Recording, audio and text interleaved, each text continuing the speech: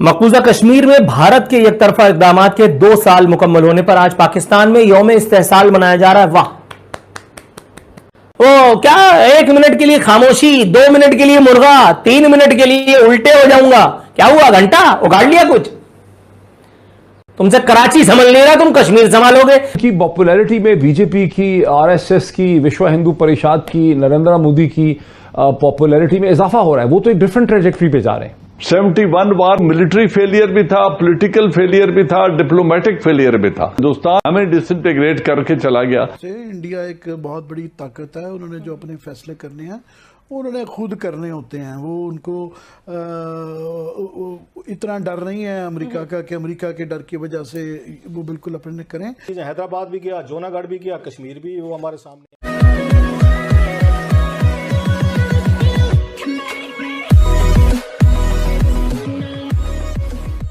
नमस्कार दोस्तों, कराची तो संभल नहीं रहा है। यहाँ पर एक स्टेटमेंट है, कराची तो संभल नहीं रहा है, कश्मीर क्या संभालोगे। अब देखिए, आने वाले दिनों में सिचुएशन पाकिस्तान के लिए ऐसी आने वाली है कि भाई सचमुच में कराची संभलना मुश्किल हो जाएगा। और अगर मान लीजिए कि अगर यहाँ पर इंडिया कोई प्लान कर रहा है कि पाकिस्तान को अब तोड़ना पड़ेगा, फिर से तोड़ना पड़ेगा, ठीक है, बलूचिस्तान अलग बनाना पड़ेगा, खैबर वाला जो एरिया है वो अफगानिस्तान ले जाएगा, इंडिया जो है वो POK और GB ले जाएगा, और जो आज का कराची है वो सिंधु देश बनेगा, मतलब सिंध जो प्रांत है वहाँ का वो बनेगा सिंधु देश। ऐसी सिचुएशन में मतलब कि इंडिया का कश्मीर लेना तो छोड़िए, पाकिस्तान खुद का कश्मीर अभी संभाल नहीं पा रहा है। वहाँ पर से भी कई सारी आवाज़ निकल रही है कि भाई हमें इंडिया के साथ कनेक्ट होना है, और ऑब्वियसली होगा, क्योंकि देखिए पाकिस्तान के अंदर एक ही ऐसा स्टेट है जिसको संभाला जा रहा है और वो है पंजाब। सारे जो दूसरे जो स्टेट है ना, उनको कुछ प्रायोरिटी नहीं दी जाती, चाहे वो बलूचिस्तान हो, चाहे वो सिंध हो, चाहे वो POK हो, चाहे खैबर पख्तूनख्वा हो, कोई भी एरिया को यहाँ पर प्रायोरिटी नहीं दी जा रही। सारे के सारे रिसोर्सेज जो यूज़ हो रहे हैं ना वो पंजाब में हो रहे हैं, और अगर ऐसी सिचुएशन चलती रही तो ऑब्वियसली सबको बुरा लगेगा। यहाँ पर यही बात हो रही है। इसी के साथ ही वीडियो शुरू करते हैं। मकबूजा कश्मीर में भारत के एकतरफा इक़दामात के 2 साल मुकम्मल होने पर आज पाकिस्तान में यौम इस्तेहसाल मनाया जा रहा है। वाह, कश्मीर से सॉलिडेरिटी जिनके पास सिर्फ इस हद तक रह गई है कि जिन्होंने गवर्नर हाउस पंजाब में कश्मीर के नाम पे एक मुजरे का यानी एक कॉन्सर्ट का इनेकाद किया था, और जब ज्यादा तबर्रा हुआ तो उसके बाद फौरन ये ठंडा हो गया सिलसिला। तुमसे कराची संभल नहीं रहा, तुम कश्मीर संभालोगे। आजाद कश्मीर को तुमने आजादी देने के लिए पर तोलना शुरू कर दिया। तुम्हारा वो सरफिरा, वो जिसके लिए सोशल मीडिया पे कहा जा रहा है कि सदर डेंटल और वजीर आजम मेंटल, वो खड़ा होकर के वहां कह रहा है कि हम मकबूजा कश्मीर नहीं, आजाद कश्मीर में राय दहिंदगान को उनकी क्या एक्सप्रेशन करने का मौका देंगे, रेफरेंडम कराएंगे, लोग बताएंगे कि जी हमें पाकिस्तान के साथ रहना है या आजाद कश्मीर के साथ। वो हवा में बात कर रहा है। हेडलेस चिकन्स का एक ऐसा मजमुआ है जो पूरी दुनिया में, अल्लाह माफ करे, हमारी खिल्ली, हमारी हंसी उड़वाने के लिए काफी है। हमसे अपनी गटर लाइन सीधी नहीं पड़ती, हमने एटम बम बनाया है, और वो एटम बम बना करके अब हम उसकी हिफाजत करने में लगे हुए। वो साला हमारी हिफाजत क्या करेगा। कश्मीर के दर्द में मुब्तला है, पेट में मरोड़ उठ रहे हैं। एक दिन के लिए वो क्या 1 मिनट के लिए खामोशी, 2 मिनट के लिए मुर्गा, 3 मिनट के लिए उल्टे हो जाऊंगा। क्या हुआ, घंटा उगाड़ लिया कुछ? इंडिया एक बहुत बड़ी ताकत है। उन्होंने जो अपने फैसले करने हैं उन्होंने खुद करने होते हैं। वो उनको इतना डर नहीं है अमेरिका का कि अमेरिका के डर की वजह से वो बिल्कुल अपने करें। हमारे डिप्लोमेटिक फेलियर्स क्या हैं, हमारा फॉरेन अफेयर्स डंब, बिल्कुल कहीं पे आपको हमारे वहाँ पे उसमें न्यूयॉर्क में इतने बड़े हमने वहाँ पे उस पर रखे हुए जिन्होंने हज़ारों डॉलर्स के एक फ्लाइट रखे हुए हैं, उनकी रेजिडेंसेज, उनके खर्चे, आज आपको कहीं नजर नहीं आते। अच्छा, बात ये है कि ये ताकत रियल पॉलिटिक्स है, डंडा चलता है, ताकत है, जिसके पास जोर है तो वो कश्मीर ने कर लिया।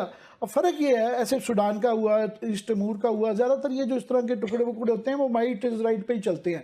अपॉर्चुनिटीज जो थी मिस की थी, दबाव में की थी, हमारी लीडरशिप पावरफुल नहीं थी कि ये ऑप्शन हम नहीं ले पाए, हमने उस वक्त कुछ सही फैसले नहीं किए, ऑफर्स थी, आज वो सारी चीज़ें, हैदराबाद भी किया, जूनागढ़ भी किया, कश्मीर भी वो हमारे सामने। पाकिस्तान एक कमजोर मुल्क रहा है, तो उस वजह से आज दुनिया में इसके हाथ मजबूत करने के लिए अब तो सफारतकारों का फर्ज बन जाता है कि वो इसकी पोजीशन और मजबूत करें, और उसके लिए कंक्रीट आइडियाज आने चाहिए बड़े तजर्बाकार सिफारतकार। ये बड़ा मुफस्सल आपका डॉक्टर साहब पॉइंट ऑफ व्यू, बड़ा अभी तक कॉम्प्रिहेंसिव आपका बड़ा पॉइंट ऑफ व्यू आया कि हम अच्छे मुआवन तो साबित हो सकते हैं और होते रहे हैं जब तक हमें डिप्लोमेटिक सपोर्ट रही है ताकतवर ममालिक की, तो वी हैव डन वंडर्स। कि हमें जब तनहा छोड़ दिया जाता है, हमसे बड़ा बेर ले लिया गया लेकिन रशिया का वीटो किसी ने नहीं रुकवाया।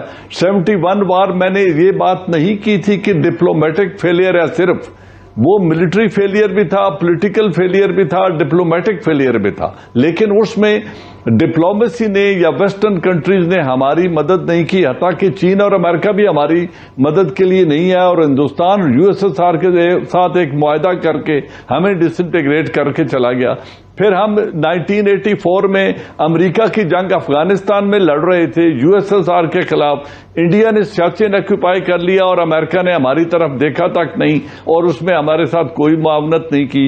इल planned, ill executed Kargil, I agree with Akram साहब, लेकिन इल timed, I would say ill timed, लेकिन उसमें बिल क्लिंटन ने जो इमदाद इंडिया को दी वो स्ट्रेटेजिक एम्ब्रेस बन गया उन दोनों का पाकिस्तान के खिलाफ, लेकिन पाकिस्तान की मदद किसी ने नहीं की। तो जब ये दुनिया अपने मफाद के लिए हमें इस्तेमाल करती है तो वी डिलीवर, लेकिन जब हमारे मफाद की बात होती है तो they look the other way. अब हमने देखना ये है डिप्लोमेसी वेरी इंटरेस्टिंग पॉइंट, मेरे साथ रहिए, प्रोसेस है जो सिर्फ एक बात, डिप्लोमेसी को कोई आदमी डिसकंटिन्यू नहीं कर सकता। ये जंग में भी जारी रहती है, अमन में भी, लेकिन मल्टी प्रॉन्ग अप्रोच होगी तो कश्मीर हल होगा, अलोन डिप्लोमेसी से नहीं होगा। ये लिख लें। और मेरे ख्याल में मुनीर अकरम साहब भी यही बात कह के गए हैं और हमारे ये दोनों जो लर्नेड दोस्त बैठे हैं ये भी यही कहेंगे कि diplomacy alone will not get you Kashmir. ये लिख लें आप।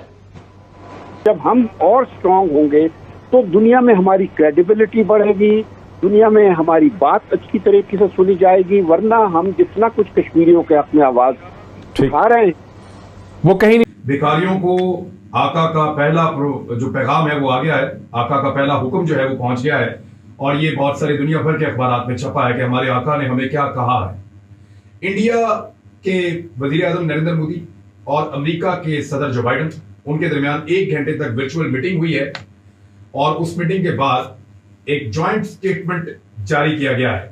वो जो ज्वाइंट स्टेटमेंट है वो क्या कह रहा है? United States India call on Pakistan to take irreversible action against terrorism. फिर उन्होंने जो है वो पाकिस्तान के खाते में बहुत सारी दहशतगर्दी डाली। उन्होंने कहा कि हुक्म दिया पाकिस्तान को कि पाकिस्तान एक्शन ले दहशतगर्दी के खिलाफ, और साथ ही उन्होंने ये इल्जाम लगाया कि पाकिस्तान के अंदर ऐसी प्रॉक्सीज हैं जो दहशतगर्दी को फैलाती हैं आसपास के मुल्कों में, और पाकिस्तान उनके खिलाफ एक्शन नहीं ले रहा और पाकिस्तान उनके खिलाफ एक्शन ले और सख्त एक्शन ले। ये हुक्म आया जी हमारे जो ये जो 2+2 डायलॉग हुआ उसमें उन्होंने पाकिस्तान को सही दबाया। और आपको पता है कि अमेरिका जो इंडिया है, इंडियन सरकार जो है, जब जापानीज प्राइम मिनिस्टर कशीदा आए थे इंडिया में, तो जो ज्वाइंट कम्युनिके आया था, उस ज्वाइंट कम्युनिके में उन्होंने पाकिस्तान को कहा था कि भाई ये जो दहशतगर्दी करवानी है ये बंद करें। अच्छा, पाकिस्तान पूरी दुनिया में डॉसियर बेचता, कोई रिस्पॉन्ड नहीं करता और कोई मुल्क किसी की इतनी जरूरत नहीं है कि वो पाकिस्तान के साथ मिल के कोई ऐसा ज्वाइंट कम्युनिके दे जिसमें वो लिखे भारत को कि जी भारत जो है पाकिस्तान में दहशतगर्दी का है। कोई मुल्क हमें नहीं मिला, और अगर कोई मुल्क मिला तो मुझे बता दे। कोई एक मुल्क नहीं मिला। इसे क्या कहते हैं? इसे ग्लोबल आइसोलेशन के अलावा और क्या कहते हैं? हम मानते तो नहीं है ना। हम ये कहते हैं बहुत अच्छी पाकिस्तान से बात करना चाहता है और पाकिस्तान को टाइम वेस्ट नहीं करना चाहिए। इंटरनेशनल कम्युनिटी जो है वो they understand it. India Pakistan से बात नहीं करना चाहता, जो मर्जी कर ले वो आपसे बात नहीं करेंगे। The reason behind is this is not in their interest to talk right now. ये उनके इंटरेस्ट में नहीं है। अगर आप हमारे लोगों को समझ नहीं आ रही तो कोई बात नहीं, थोड़ी ठहर के समझ आ जाएगी। समझ होती है सबको, लेकिन जारी बात है पब्लिक के हवाले से। एनी हाउ, अब इस अमेरिका में बैठ के जब इन्होंने फिर 2+2 पाकिस्तान के ऊपर क्वेश्चन मार्क, वरना इस वक्त पाकिस्तान की रिस्पेक्ट जो है वो आपको पता है, पिछले दिनों CNN ने ग्रीन पासपोर्ट की लिस्ट छापी थी, पासपोर्ट्स की जो इंपॉर्टेंस है, और उसमें पाकिस्तान नीचे अफगानिस्तान और इराक के आसपास फिर रहा था। यस सर, बिल्कुल बिल्कुल। सीरिया, इराक और अफगानिस्तान से ऊपर था, बाकी सबसे नीचे था। तो इनको चाहिए कि बाहर निकले हमारे जो नए वजीर आजम और वजीर खारजा, और लोगों को बताएं और भारत के साथ रिलेशनशिप अपने ठीक करें। फिर भारत की तारीफ किस लिए? पहले कभी नहीं करते थे, पहले कभी नहीं करते रहे। अब इन्होंने गालियां देते थे मोदी, नरेंद्र मोदी साहब को गालियां देते थे, फाशिस्ट और पता नहीं किस किस किस्म। तो अब उनकी तारीफें उनके पुल बांधते थे सिर्फ इसलिए कि वो चाहते थे कि फौज को ऊपर वो किया जाए, उनके जख्मों पे नमक। India is in absolutely wonderful position to pressurize Pakistan. जितनी कोई पोजीशन इंडिया की हो सकती है उस पोजीशन में। अब FATF का भी जिक्र कर लिया, उन्होंने व्हाइट हाउस में बैठ के पाकिस्तान के ऊपर ऐसा ठप्पा लगवाया है, वो कॉन्टिन्यूसली लगे हुए हैं। लेकिन क्वेश्चन ये है कि हमारी तरफ क्या है? कोई बंदा ही नहीं है बोलने वाला, कोई जवाब ही नहीं देने वाला, कोई ताल्लुक ही नहीं है ना इंडिया से ना अमेरिका से। इमेजिन कर ले, जापान जैसा मुल्क हमें छोड़ गए। मेरी किसी से बात हुई, I won't name it, but he was not a Pakistani but a Japanese. उन्होंने मुझे कहा यार हम तो देखो ना ये क्या चीजें हो रही हैं। मतलब समहाउ न्यू दिल्ली जो है दैट कन्विंसेस टोक्यो। उन्होंने टोक्यो को कन्विंस कर लिया, और टोक्यो के हमारे इस्लामाबाद के ताल्लुकात इतने माड़े और इतने कमजोर हैं दैट उनको क्या परवाह यार, पाकिस्तान को उन्होंने मुंह ही नहीं लगाया। इंडिया जहां बैठता है वो यही करेगा, जहां बैठेगा यही करेगा, जहां बैठता है वो यही करेगा। ठीक है ना जी। पाकिस्तान को क्या करना है? पाकिस्तान डिप्लोमेटिकली आइसोलेट है। ठीक है जी। पाकिस्तान अमेरिका के रडार पे मौजूद ही नहीं है। 3.5 साल से जो आपको कॉल नहीं गई बाइडेन साहब की, तो वो एक वाज़ेह निशानी कि आप कितनी इंपॉर्टेंस है आपके रीजन में। आप मांगते फिर रहे हैं दर बदर, आप लोगों से खैरात मांगते फिर रहे हैं। आपकी वही एक आदत है कि गली में फकीर आए तो वो फिर उसे वही है आपकी किसी तरह की ट्रीटमेंट। अब उसके बाद ये था कि 3.5 साल जिस प्रेसिडेंट ने आपको कॉल नहीं की, वो आपको कितनी इंपॉर्टेंस दे रहा है जो आपकी रजीम चेंज करेगा। और दूसरी सबसे बड़ी बात ये, खान साहब ने एक भी ऐसा एक्शन नहीं उठाया जिसकी वजह से अमेरिका चाहे कि इनको निकाला जाए, सिवाय एक चीज पे कि ये रशिया के ऐसी टाइमिंग पे जब पूरी दुनिया थर्ड वर्ल्ड वॉर का इंतजार कर रही थी, ये वहां गए। लेकिन उसके साथ मेरा आर्गूमेंट ये है कि अगर फिर उन्होंने रजीम चेंज रशिया के गुस्से में कराते तो मोदी साहब की कराते, क्योंकि वो तो तेल ले रहे हैं रशिया से। और कल भी जो बाइडेन से मुलाकात उनकी हुई वर्चुअल। अगर अमेरिका इस तरह रजीम रशिया के गुस्से में कराता तो आपकी ना कराता, मोदी की कराता। आप तो वहां से जाके भी खैरात मांगते रहे और खैरात में गंदम लेकर। हमें मुत्तहिदा अरब अमारात का रोल जो है वो नजर आ रहा है। जिन्होंने अपने माशी माली मुफादात भारत से वाबस्ता किए हैं, वो कभी भी बहुत ईमानदाराना तरीके से आपकी वकालत नहीं करेंगे और आपके मामलात को उस तरह हैंडल करने की कोशिश नहीं करेंगे।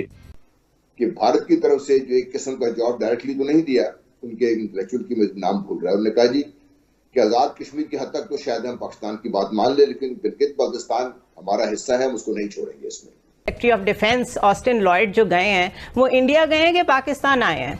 वो इंडिया गए हैं, राजनाथ सिंह से मिले हैं। एक दफा भी कश्मीर की बात हुई है? अगर ह्यूमन राइट्स का बाइडेन एडमिनिस्ट्रेशन को इतना ख्याल है तो LOC की एक दफा भी बात हुई है? This is all just a Miraj.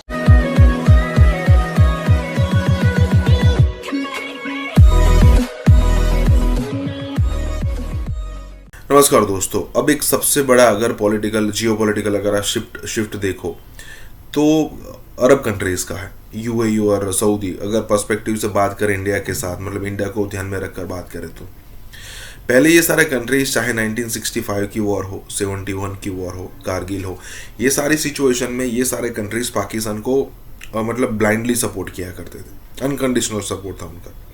लेकिन आज सिचुएशन ऐसी है कि जिस कन्फ्लिक्ट को लेकर ये सारे कंट्रीज पाकिस्तान का सपोर्ट किया करते थे, आज उसी पॉइंट को लेकर वो सारे कंट्रीज इंडिया की फेवर कर रहे हैं। आप सबको पता होगा कि UAE का 100 बिलियन का इन्वेस्टमेंट है, मतलब होगा टोटल कुछ सालों के अंदर कंप्लीट होगा कश्मीर के अंदर, इंडिया के पास जो कश्मीर।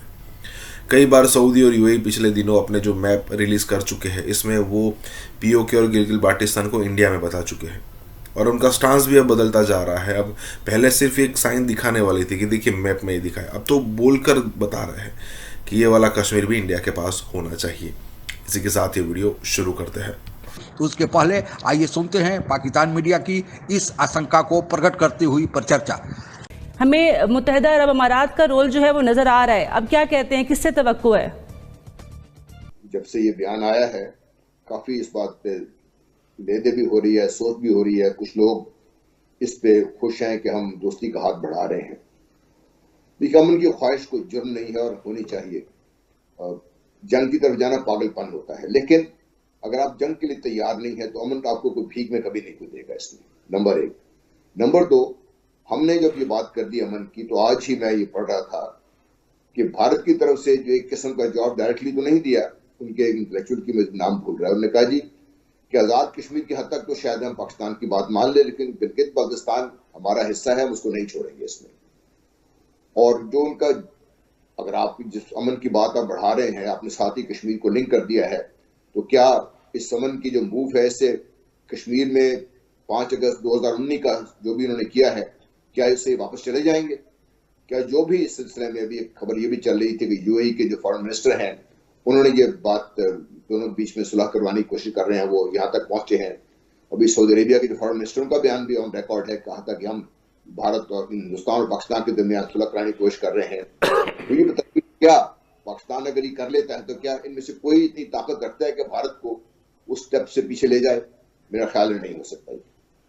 प्रॉब्लम एक और है जल साहब, आप तो इतने सीनियर ओहदे पे रहे हैं, आपने कमांड किया। मैं आपको एक बात बताऊं कि दुनिया को दिखाने के लिए भी अपने दांत दिखाने पड़ते हैं। आप दुनिया को एक दफ़ा बावर तो कराते हैं कि हम सिंसियर हैं पीस एफर्ट्स में, तब अगला उसको वायलेट करता है तो आप उसके ऊपर जो मर्जी करते हैं। दुनिया आपको बुरा तो नहीं कह सकती, उस लिहाज से तो बड़ा अच्छा इनिशिएटिव है ये।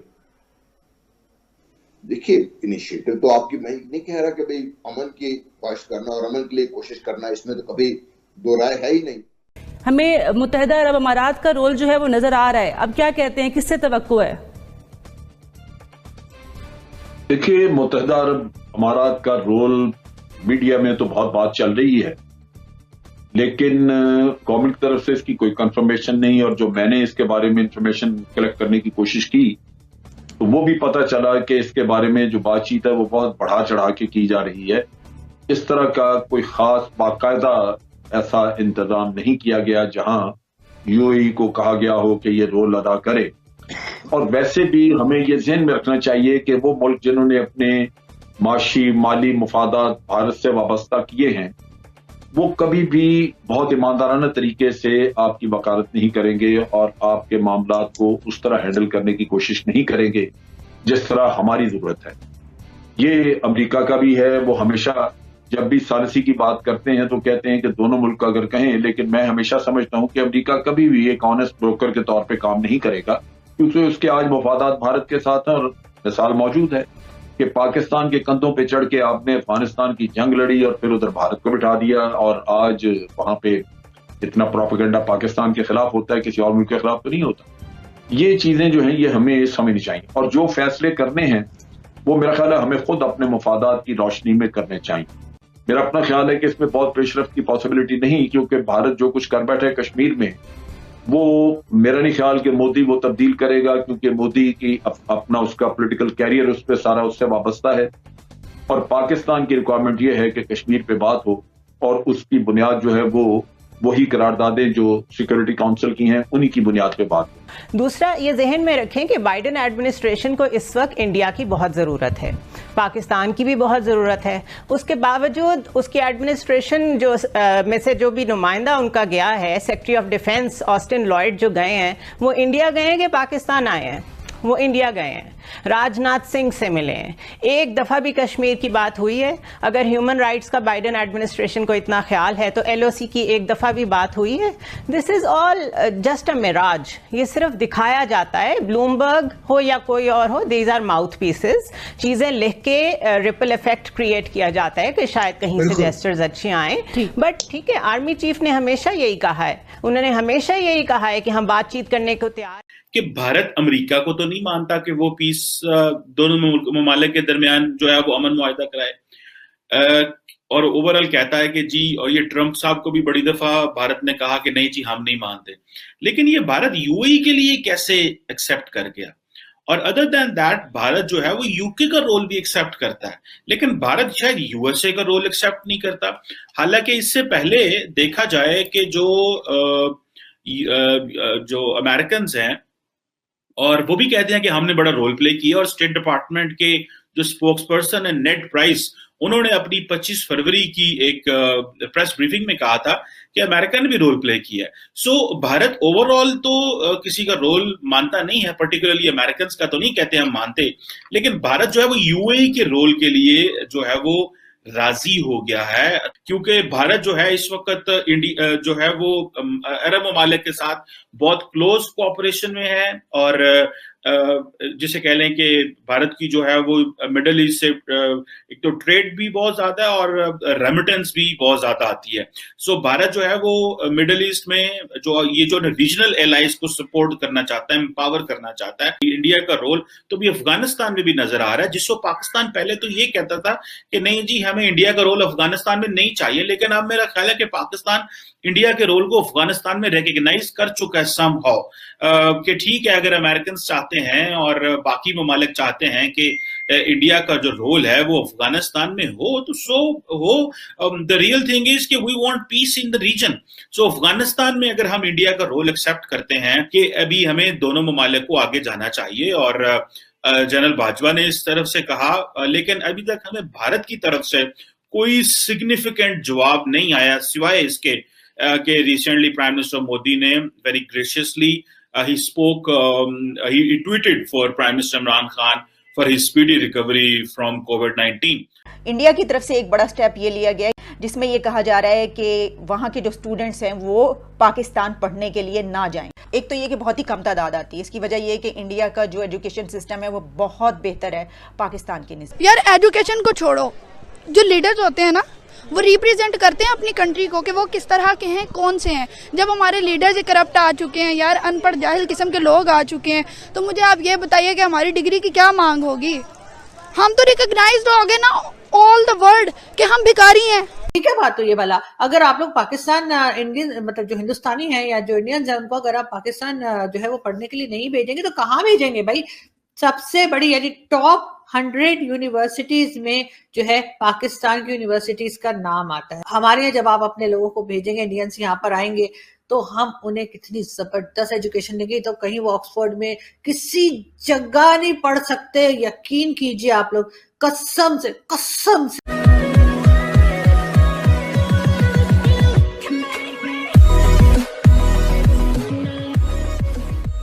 नमस्कार दोस्तों, अब अगर आप देखो तो इंडिया और पाकिस्तान की एक आइडियल सिचुएशन ये हो सकती थी कि भाई पाकिस्तान के हज़ारों स्टूडेंट जो है वो इंडिया में आ सकते थे पढ़ाई करने के लिए, क्योंकि जैसे अफगानिस्तान के भी कई सारे हज़ारों स्टूडेंट्स आते हैं इंडिया में, ठीक है, अफ्रीका के भी आते हैं, कई सारे कंट्रीज़ के साथ हमारे टाई अप है, एजुकेशन टाई अप जो कहते हैं। उसी तरीके से पाकिस्तान को भी इसका बेनिफिट मिलता, इंडिया के भी जाते। मतलब जो मुझे नहीं पता कि वहाँ की कोई ऐसी कोई कॉलेज या फिर यूनिवर्सिटी है जो इंडियंस को इतना इम्प्रेस कर जाए, लेकिन फिर भी ठीक है, कई सारे स्टूडेंट्स होते जो जिनको इंडिया में एडमिशन्स ना मिलते और जो रशिया और यूक्रेन और फिलीपींस नहीं जाना चाहते थे क्योंकि ज़्यादा खर्चा हो जाए, तो अपनी सिर्फ एजुकेशन फिनिश करने के लिए पाकिस्तान जा सकते थे। लेकिन अब दिक्कत यह है कि पाकिस्तान के एजुकेशन को इंडिया में काउंट नहीं किया जाएगा, क्योंकि आज भी कश्मीर से थोड़े थोड़े स्टूडेंट्स जो है वो पाकिस्तान जाते थे, लेकिन अब ये डिसाइड कर लिया गया है कि ये अब सिचुएशन नहीं होगी। इसी के साथ ही वीडियो शुरू करता है। इंडिया की तरफ से एक बड़ा स्टेप ये लिया गया है कि वहाँ से कुछ ऐसी खबरें आ रही हैं जिसमें ये कहा जा रहा है कि वहाँ के जो स्टूडेंट्स हैं वो पाकिस्तान पढ़ने के लिए ना जाएं।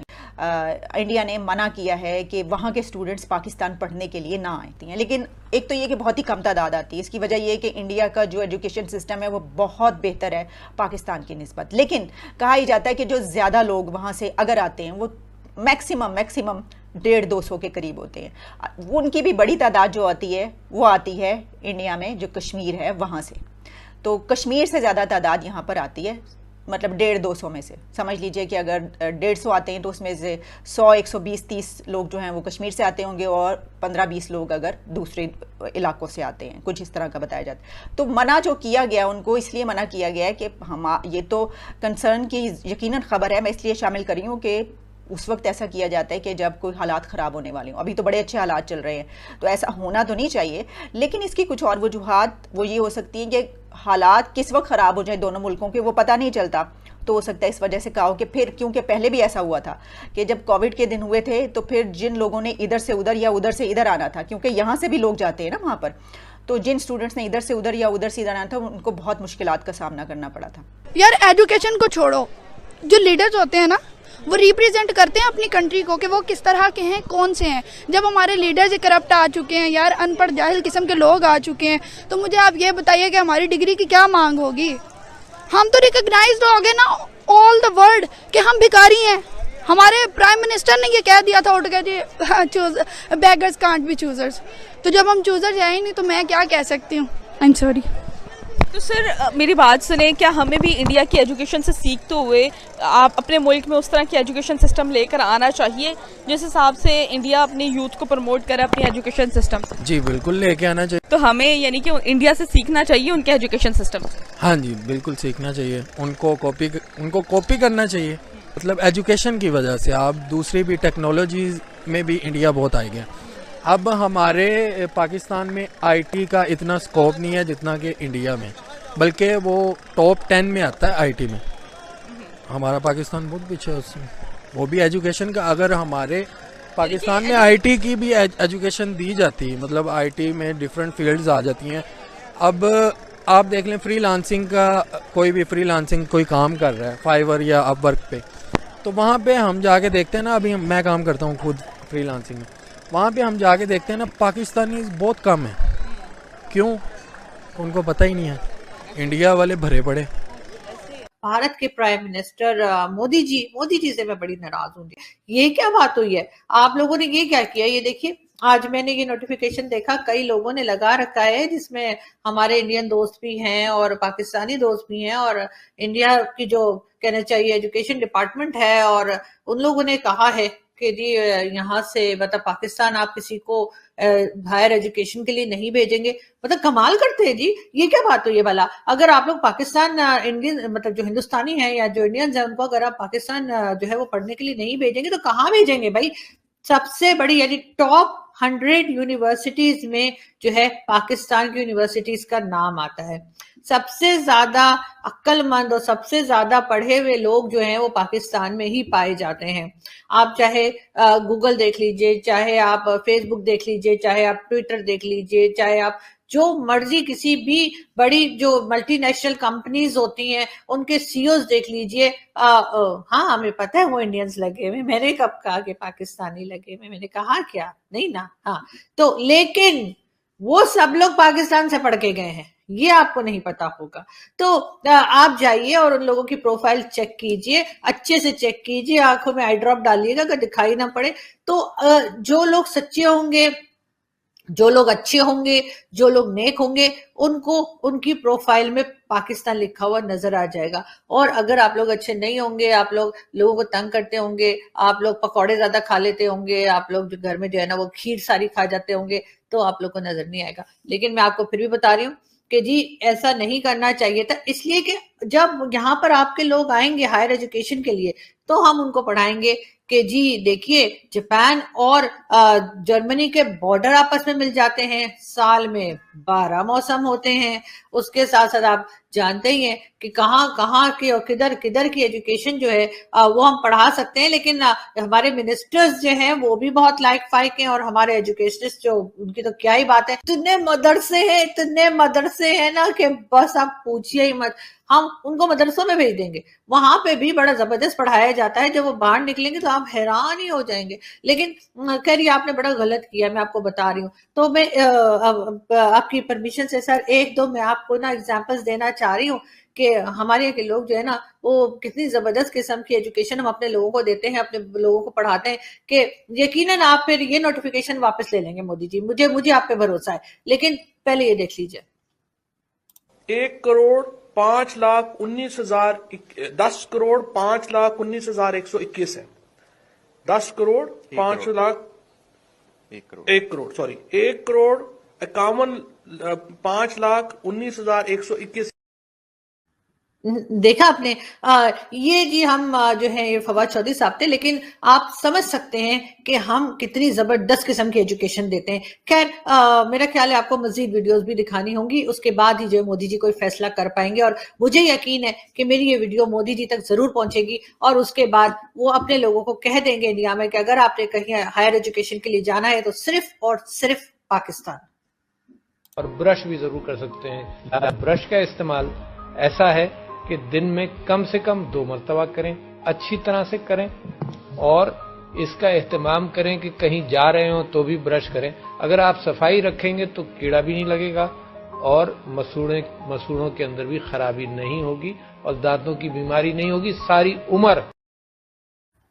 हाँ, ये थे हमारे जी प्रेसिडेंट आरिफ अलवी साहब। हमारे यहाँ जब आप अपने लोगों को भेजेंगे, इंडियंस यहाँ पर आएंगे, तो हम उन्हें कितनी जबरदस्त एजुकेशन देंगे। तो कहीं वो ऑक्सफोर्ड में किसी जगह नहीं पढ़ सकते, यकीन कीजिए आप लोग, कसम से कसम से। तो इस वक्त हम अगर देखें साउथ एशिया में, एशिया के इस पार्ट में, रशिया से लेके नीचे श्रीलंका तक, और इधर आप देख लें अफगानिस्तान, सऊदी अरब से लेके बर्मा तक, तो शायद एक ही स्टेबल कंट्री नजर आता है, दैट इज इंडिया। बाकी सब जगह मसले चल रहे हैं। India is still rising. First of all, Modi took office, and first he went to Japan, China, and Brazil. No prime minister had ever gone to foreign countries in his first 3 weeks in office. And he announced a few weeks later a new foreign policy for India. It was that India would no longer just be a balancing factor in global diplomacy, it would be a promoter of initiatives in global diplomacy. Direct बोल रहा हूँ, यहाँ जो Indian government या जहाँ जो circles है जो बात हो रही है, पहली प्रॉब्लम है आरजू जी कि भाई जो श्रीलंका में हुआ या हो रहा है, पाकिस्तान उससे कितना दूर है? हमारे हिसाब से बहुत दूर।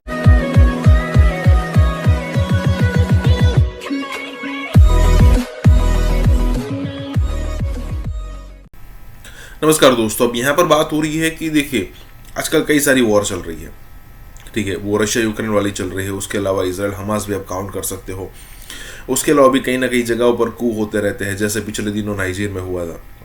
अब कई सारी कंट्रीज दुनिया के अंदर ऐसी है जो आप चुनिंदा कंट्रीज हैं, वो स्टेबल काउंट कर सकते हो, खास करके यूरोप और अमेरिका के अंदर। लेकिन अगर ये आप नीचे एशिया वाला अगर आप सिचुएशन देखो, ठीक है, या फिर आप ग्लोबल साउथ में काउंट करो, तो एक ही ऐसा कंट्री मिलेगा जिसको मतलब कि वीक करने की बहुत ट्राई की गई, चाहे वो जॉर्ज सोरोस के बाद उसके प्रयत्न हो, चाहे वो अमेरिका की तरफ से हो, चाहे फ्रांस और यूके की तरफ से कोई ना कोई स्टेटमेंट दी गई हो इंडिया की तरफ, मतलब उसके विरोध में, हमारे विरोध में।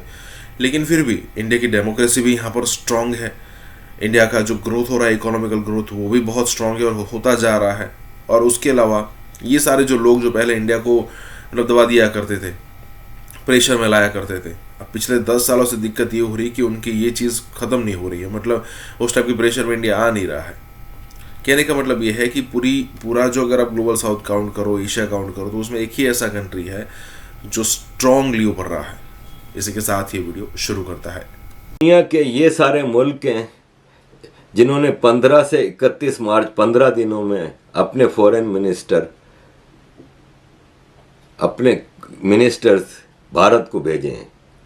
America, Canada, England, Austria, Greek, Russia, China, Oman, Sri Lanka, Japan, मतलब बेशुमार मुल्क, इन सब ने मैक्सिको, भारत में अपने मिनिस्टर्स भेजे हैं। यह है इंटरनेशनल स्टैंडिंग ऑफ भारत। ये अमेरिका का एक्स एम्बेसडर बता रहा है कि मोदी जी क्या हैं। रशिया के इन्वेजन के बाद जापान ने भारत को $42 बिलियन की इन्वेस्टमेंट का ऐलान किया है। बात करें इससे आगे बढ़कर श्रीलंका की, तो आजकल वहां पे जो सिचुएशन है आपको भी मालूम है, और काफी उसको सीरियसली लिया जा रहा है। आप क्या समझते हैं कि ऐसा क्यों? जबकि हमने श्रीलंका को $1.4 बिलियन दिए, $400 मिलियन का करेंसी स्वैप भी दिया, अब भी दवाई भेजिए फ्री ऑफ कॉस्ट, मदद कर रहे हैं आज के डेट में भी। पर और वहां उन्होंने क्या किया जी, उन्होंने एक और काम कर लिया वहां पे। उन्होंने वहां पे एक और काम जो कर लिया कि जो ये राजपक्षे वगैरह थे, इन्होंने क्या कर लिया, इन्होंने इंडिया और चाइना में रेस लगा दी, पैसे कौन ज्यादा देगा, आप देंगे आप देंगे। चाइना से बेतहाशा पैसा लेते रहे, देने की उनकी हैसियत थी नहीं।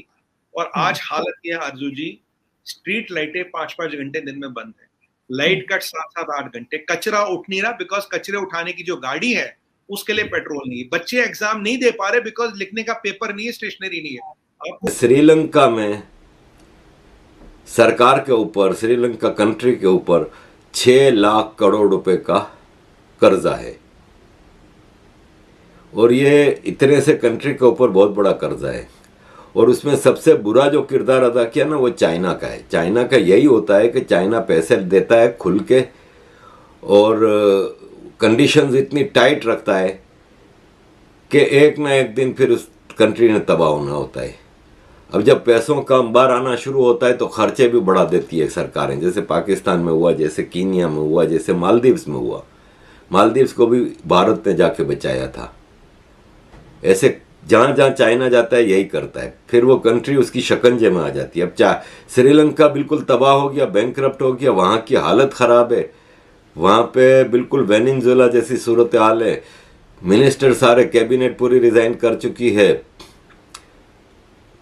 लोगों का हाल ख़राब है। ऐसे में सोशल मीडिया ब्लैकआउट कर दिया है सरकार ने, कर्फ्यू लगा दिया है, और श्रीलंका एक बिल्कुल ही तबाह होने के किनारे पे आ गया है। ऐसे में भारत बढ़ चढ़ के मदद कर रहा है। कुछ महीनों पहले भारत ने शुरू की थी मदद, जब $900 मिलियन की मदद की, कर्जा दिया था श्रीलंकन सरकार को, फिर डिफॉल्ट पेमेंट पे काफ़ी चीज़ें भी दी थी, और बड़ी कोशिश कर रहा है भारत के श्रीलंका को किसी तरह स्टेबल कर दे। Bharat is not like China के ऐसे मौके पे अपना कोशिश करे कि उसके ऊपर कंट्रोल हासिल कर ले। वो भारत ऑनेस्टली श्रीलंका को बचाने की कोशिश कर रहा है। पाकिस्तान का केस दूसरा है। पाकिस्तान में इस वक्त आर्मी को सबसे ज़्यादा डर अगर है तो वो यही है कि यार इस सारे क्राइसिस में इस वक्त आसान है भारत मिनटों में पीओके गिलगित बल्तिस्तान पे कब्जा कर ले। जो श्रीलंका में हुआ या हो रहा है, पाकिस्तान उससे कितना दूर है? हमारे हिसाब से बहुत दूर नहीं। बाउंड्री नियाजी साहब खुद कह रहे हैं 40,000 टेररिस्ट यहाँ है। ये मिस्टर इमरान खान नियाजी कह रहे हैं, सुमित पीर नहीं कह रहा है। और ये कुछ नॉन अननोन जोड़ लीजिए, जो 50,000 निहायती शरीफ नागरिक पाकिस्तान में घूम रहे हैं। और अभी ये जो पावर वैक्यूम बना है, जो क्राइसिस बना है, the question is how safe is Pakistan nuclear Arsenal. और अगर कुछ गड़बड़ अभी हो गई, बात किससे करें आरजू आजमी को छोड़ने के बाद, तो छोड़। आपने देखा होगा हमने एज इंडिया करीब 500 project out of India complete, maximum Afghanistan में थे। पर आरजू जी आपको एक चीज कहीं नहीं मिलेगी कि इंडिया डेट ट्रैप, आपको कोई कंट्री ऐसे मिले जिसने बोला भाई इंडिया ने हमें डेट ट्रैप में फंसा। हमने भी दुनिया की मदद। दुनिया में आज 50 कंट्री आरजू जी ऐसी है जो चाइनीज डेट ट्रैप में फंस चुकी है। 50 is 1/4 of the total countries. ये बहुत खतरनाक और डरावना नंबर है। अभी पीछे मोजाम्बिक में क्या हुआ, उनके पास एक ही इंटरनेशनल एयरपोर्ट था, चाइनीज से $200 मिलियन लिए, कब्जा कर लिया जी एयरपोर्ट पे। $200 मिलियन में तो जमीन नहीं मिल जाए एयरपोर्ट की, 1 साल पे लीज पे। एक ही इंटरनेशनल एयरपोर्ट है, हबनटोटा पोर्ट। उन्होंने श्रीलंकन से ले लिया 99 साल में, ग्वादर की। क्योंकि चाइनीज को यहाँ पे पाकिस्तान, आपको पता है कि माजी में भी पाकिस्तान जो है वो भारत का नाम लेता रहा। इस हवाले से चाइनीज इस मामले में इंटरेस्ट नहीं लेते। वो कहते हैं कि इसको डाउन प्ले करो, हम इस मामले में नहीं कहना चाहते, हम इंडिया के साथ कोई बात नहीं करना चाह रहे, हम तो आपके मुल्क में आप जाने और वो जाने। हाँ, अभी चाइनीज जो है वो अपने जो इन्वेस्टमेंट्स है विड्रॉ कर सकते हैं, और चाइना जो है वो इन्वेस्टर्स को कहेगा जी ठीक है पाकिस्तान में आइंदा ना आए। अब ये एक बड़ा सीरियस धचका है पाकिस्तान की कमजोर मुआशी और तजारती सूरत हाल की वजह से। पहली अफगान तालिबान पाकिस्तान को छोड़ के इंडिया के साथ अपना असर रसूख बढ़ा रहे हैं। तहरीक तालिबान पाकिस्तान जो पहली अफगान तालिबान के काफ़ी करीब है, फिर इंडिया के साथ ताल्लुकात की वजह से आप देखिएगा कि पाकिस्तान अफगानिस्तान बॉर्डर पर कशीदगी। अब ऐसी सूरत में कशीदगी को देखते हुए अगर भारत मशरकी सरहद पर एस्केलेशन और बलूचिस्तान में दहशतगर्दी को फ़रोग देना शुरू कर दे, तो आप तो अपने मुल्क का टूटने का खर्चा होगा। अगर ये ना भी हो तो सी पैक का काम मुकम्मल तौर पे पैकअप हो जाएगा, जो कि बहुत हद तक इनकी हुकूमत में पहले ही हो चुका है। सी पैक पर काम बंद होने का मतलब है कि चाइना की दोस्ती भी आपके हाथ से। और ये बाय द वे ये तीसरा वार्निंग है जो इश्यू हुआ है, जो कल का था। ये देखें कि जब हम तफरीक की बात करते हैं फौज में और अवाम में या इस तरह की बात करते हैं तो उस पर फिर हमारा दुश्मन उसको किस तरह से इस्तेमाल करता है। अभी आप इंडियन मीडिया देखें, इंडियन मीडिया आप देखें, उस पर प्रिंट मीडिया और इलेक्ट्रॉनिक मीडिया, वो उस पर क्या क्या स्टोरी।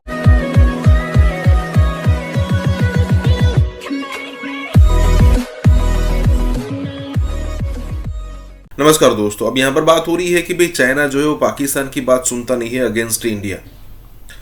अरे भाई, चाइना ने आपको मदद ही इसलिए की थी कि भाई आप जो है वो इंडिया को बिजी रखो, आतंकवादी हमले करते रहो। आप यहाँ पर अगर ऐसी चीज़ें करते रहोगे तो इंडिया जो है वो ग्रोथ नहीं कर पाएगा। अब आप उल्टा कर रहे हो। चाइना ने आपको डायरेक्टली इनडायरेक्टली एक जिम्मेदारी सौंपी थी, लेकिन अब आप उल्टा कर रहे हो और अब जो है वो आप चाइना को इंडिया की कंप्लेन कर रहे हो कि भाई जरा देखिए इंडिया के हमारे खिलाफ ये कर रहा है। अब चाइना सोचेगा कि भाई हमें जो काम लेना था पाकिस्तान से, इसलिए हमने इतना सारा पैसा दिया था, इसलिए हमने इतनी मदद की थी, अब वही कंप्लेंट फिर से हमें कर रहा है। तो पागल है क्या कि भाई चाइना सुनेगा इस बात को। यहाँ पर यही बात हो रही है, कमर चीमा यही कह रहा है कि ना ही पहले चाइना ने हमारी बात सुनी थी अगेंस्ट इंडिया और ना ही वो अभी सुन रहा है। भाई क्यों सुनेगा? क्योंकि अब चाइना को डायरेक्टली थ्रेट लग रहा है। पहले ऐसा था कि नहीं, पाकिस्तान के साथ इंडिया को बिजी रखेंगे तो सब कुछ ठीक हो जाएगा, लेकिन अब सिचुएशन ऐसी हो रही है कि भाई डर लग रहा है उसको भी कि भाई इंडिया हमें यहाँ पर पछाड़ ना दे, चाहे वो इकोनॉमी वाइज हो, चाहे वो मैन्युफैक्चरिंग हब के रूप में हो। इसी के साथ ही वीडियो शुरू करते हैं। चाइनीज को यहाँ पे पाकिस्तान, आपको पता है कि माजी में भी पाकिस्तान जो है वो भारत का नाम लेता रहा। इस हवाले से चाइनीज इस मामले में इंटरेस्ट नहीं लेते। वो कहते हैं कि इसको डाउन प्ले करो, हम इस मामले में नहीं कहना चाहते, हम इंडिया के साथ कोई बात नहीं करना चाह रहे, हम तो आपके मुल्क में आप जाने और वो जाने। चाइनीज जो है वो अपने जो इन्वेस्टमेंट से विड्रॉ कर सकते हैं और चाइना जो है वो इन्वेस्टर्स को कहेगा जी ठीक है पाकिस्तान में आइंदा ना आए। अब ये एक बड़ा सीरियस धचका है। अब ऐसी सूरत में कशीदगी को देखते हुए अगर भारत मशरकी सरहद पर एस्केलेशन और बलूचिस्तान में दहशतगर्दी को फरोग देना शुरू कर दे तो आप तो अपने मुल्क का टूटने का खर्चा होगा। अगर ये ना भी हो तो सी पैक का काम मुकम्मल तौर पे पैकअप हो जाएगा, जो कि बहुत हद तक इनकी हुकूमत में पहले ही हो चुका है। सी पैक पर काम बंद होने का मतलब है कि चाइना की दोस्ती भी आपके हाथ से गई। रशिया पर पहले ही यूक्रेन के साथ जंग की वजह से पाबंदी है। इसलिए जो इमरान खान समझते हैं कि रूस से सस्ती गंदम, तेल और गैस हासिल कर लेंगे, तो अगर रूस से मुआहदा भी हो गया तो इन तमाम चीज़ों की फराहमी कैसे होगी, जो कि और ज़्यादा मुश्किल में फंसने वाली बात है। याद रखें, इन मुश्किल हालात में बाकी ममालिक की नाराज़गी मोल कर तुर्की और मलेशिया भी आपकी मदद नहीं करेंगे। वो बेवकूफ़ नहीं है, वो डफर्स नहीं है। यानी पाकिस्तान मुकम्मल तौर पे आइसोलेट हो सकता है। और ख़ास तौर नेशनल टेलीविज़न पे और शेमलेसली ज़बान लेना, उंगली उठा के पॉइंट करके लेना, और एक दफ़े नहीं 5 दफ़े 6 दफ़े। और ये बाय द वे ये तीसरा वार्निंग है जो इश्यू हुआ है, जो कल का था। ये देखें कि जब हम तफरीक की बात करते हैं फौज में और अवाम में या इस तरह की बात करते हैं तो उस पर फिर हमारा दुश्मन उसको किस तरह से इस्तेमाल करता है। अभी आप इंडियन मीडिया देखें, इंडियन मीडिया आप देखें, उस पर प्रिंट मीडिया और इलेक्ट्रॉनिक मीडिया, वो उस पर क्या क्या स्टोरियां नहीं कर रहे। तो हम इस तरह की बातें करके असल में दुश्मन को मौका दे रहे होते हैं, उसे मौका मिल जाता है। बदकिस्मती से ऐसी जिसे कहते हैं दोगलापन है या दोगली जुबान है जो बेइंतहा इस वक्त हर्ट कर रही है और बहुत तकसीम क्रिएट कर रही है। हमारी सियासत क्यों इतनी अपाहज हो जाती है कि उसको बेसाखी, वो फिर वही बात आ जाती है, beggars can not be choosers. तो हम जो बेगर्स थे, हम उनसे जो चीजें मांग रहे थे, तो हम चूजर कैसे हो सकते हैं? हम कैसे कह सकते हैं इसको अनडू करें? उन्होंने फिर नाराज ही। हमारा करंट अकाउंट डेफिसिट है, सऊदीज और अमीरातीज जो हैं वो हम जो है उनके पास किशकोल लेके पहुंच गए हैं। मतलब क्या जिंदगी है यार। मैं तो कहता हूँ पाकिस्तान में हुकूमत करना सबसे डिफिकल्ट जॉब है। द रीजन बिहाइंड इज कि आप आते ही आपने कशकोल पकड़ लिए हैं, कभी इधर निकल गए, एक बंदा कशकोल फाड़ के सऊदी अरब रुपया, दूसरा बंदा कशकोल फाड़ के अमीरात में यूएई पहुंच गया, तीसरा जो है वो कुवैत पहुंच गया, चौथा कतर पहुंच गया। अभी शहबाज शरीफ साहब जो अगला दौरान करीब जो है वो चीन करने वाले हैं ऑलमोस्ट, या कतर का होगा या चीन का होगा। जारी बात है जर्मनी का तो होना नहीं हमारा उनके साथ। पाकिस्तान की कमजोर मुआशी और तजारती सूरत हाल की वजह से पहली अफगान तालिबान पाकिस्तान को छोड़ के इंडिया के साथ अपना असर रसूख बढ़ा रहे हैं। तहरीक तालिबान पाकिस्तान जो पहले ही अफगान तालिबान के काफ़ी करीब है, फिर इंडिया के साथ ताल्लुकात की वजह से आप देखिएगा कि पाकिस्तान अफगानिस्तान बॉर्डर पे कशीदगी बढ़ जाएगी, मुल्क में दहशतगर्दी सर उठा लेगी। फिर ये भी याद रखें कि इमरान खान की काबीना में शीरी मज़ारी, जुल्फी बुखारी, अली जैदी, ये सारे ऐसे लोग शामिल हैं जिनका ईरान की तरफ बहुत ज़्यादा झुकाव है। आपको याद होगा ना कि कोरोना के दिनों में जब भी कहीं से लोगों को मुल्क में दाखिल नहीं होने दिया जा रहा था तो इन वज़रा ने ईरान बॉर्डर से लोगों को दाखिल कैसे करवाया था, बड़ी आवाज़ें उठी थी, जिसकी वजह से मुल्क में कोविड फैल गया। तो जब अमेरिका समेत आप बाकी तमाम ममालिक से ताल्लुकात बिगाड़ रहे होंगे और इन वज़रा की वजह से आपका झुकाव ईरान की जानिब होगा, तो पाकिस्तान के लिए GCC ममालिक की हिमायत हासिल करना नामुमकिन हो जाएगा। कहीं खुदा न खास्ता गल्फ ममालिक और अमेरिका और इसके इत्तेहादी ममालिक ने बैरून मुल्क पाकिस्तानियों पर, खसूसन मजदूर तबके को पाकिस्तान अगर वापस भेज दिया तो आपकी रेमिटेंस ज़ीरो। इन ममालिक के साथ ताल्लुकात ख़राब और ख़राब मईशत की वजह से पाकिस्तान को FATF की ब्लैक लिस्ट में भी शामिल किया जा सकता है। इसके अलावा ख़राब मईशत की वजह से आपको अपना दिफाई बजट बिल्कुल ख़त्म करना पड़ जाएगा, और दिफाई बजट कम करने का भी मतलब यह है कि दिफाई सलाहियत में कमी। हम दूसरे ममालिक से लड़ाका तैयारे, टैंक और दीगर दिफाई आलात भी नहीं खरीद सकेंगे। दिया कि जो चाइनीज कॉन्फिडेंस है पाकिस्तान की सिक्योरिटी सिस्टम में, या जो पाकिस्तान की एबिलिटी है टू प्रोटेक्ट सिटीजन्स, वो बड़ा शेक हो गया। मतलब द चाइनीज आर वरीड। अब इसमें दो एंगल हैं। पहली बात तो ये है कि चाइनीज खुद नहीं कहना चाहते थे, क्योंकि जो दासू पे जो हमला हुआ था उसके जो चाइनीज काफी मारे गए थे, उसमें चाइनीज ने बड़ा प्रेशर डाला इमरान खान पे। इमरान खान ने मामला पहले ही ऑलरेडी खराब किए हुए थे, और अब नई हुकूमत आई है तो चाइनीज जो है वो प्रेशर नहीं डालना चाह रहे। अच्छा, इमरान खान के ऊपर प्रेशर क्यों डाला? क्योंकि इमरान खान के ऊपर चाइनीज पहले ही नाराज थे। इन्होंने CPAC के मंसूबों के फोरेंसिक ऑडिट कराने शुरू कर दिए, जिसका जो चाइनीज थे वो बड़े नाराज होने शुरू। बल्कि मैं देख रहा था कि जो वजीर आजम है शहबाज शरीफ, वो कह रहे थे कि जो इमरान नियाजी है उसने जनाब CPAC का बुरे हालात कर दिए। CPAC ऑलमोस्ट बंद हो गया, फोरेंसिक ऑडिट शुरू करा दिए। चीन नाराज हो गया। चीन ने तो नाराज होना है,